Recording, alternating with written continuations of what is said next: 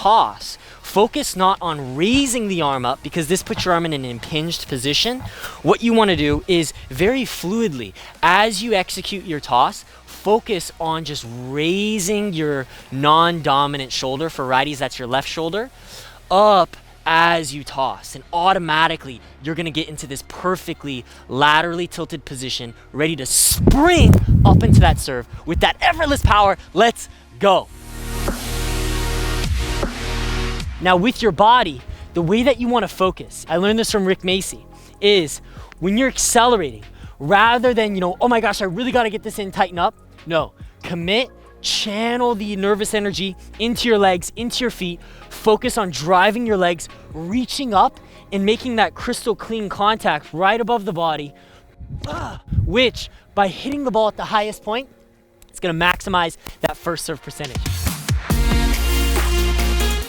On the toss, the way that the pros are able to generate loads of power from the body is that when they explode, their weight is gonna be traveling into the court.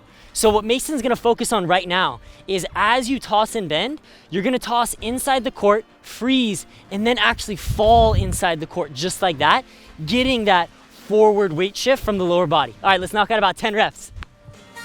And then in, yes. Here we go, weight forward. Gorge, that's it. Oh, he couldn't resist, he wants to hit it. Awesome job. Okay, let's do one more. That's so good. There it is. Great, all right. If you want access to a step-by-step system that will permanently improve your muscle memory, there's a free video you can click in the link below. Click on it before it expires.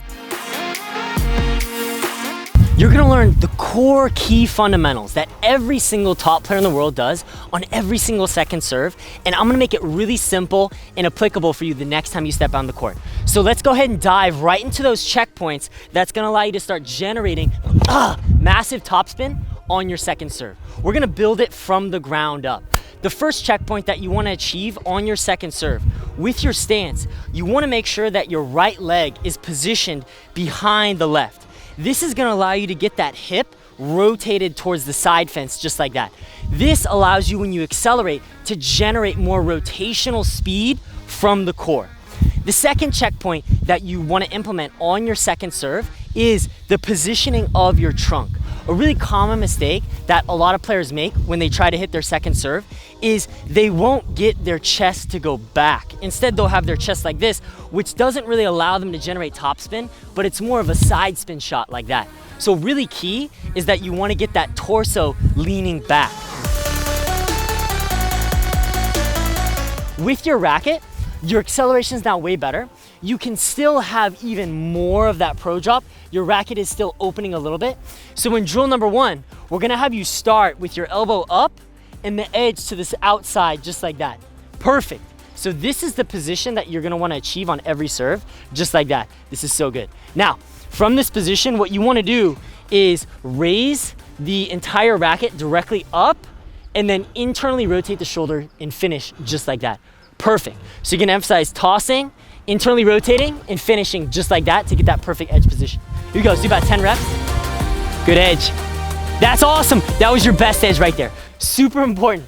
Do you wanna have wrist extension or wrist flexion? Exactly, so keep that edge up, internally rotate. Excellent edge, nice. Perfect, edge up. Yeah! All right, that's right. So the last ingredient to get that pro serve is gonna be all about the optimal contact. So if we go ahead and look at Federer from a side angle, you'll see that his contact point is gonna be positioned in front of his body with his chest leaning forward just like that. And if we look at from the back angle, you'll see at contact, instead of the racket being positioned above, you want the racket positioned slightly to the left. Now the reason why this is so key is by having it positioned to the left, is this gonna allow you to generate more power for the shoulder internal rotation. By getting that contact point dialed in, that's gonna allow you to start getting so much more easy power from that shoulder.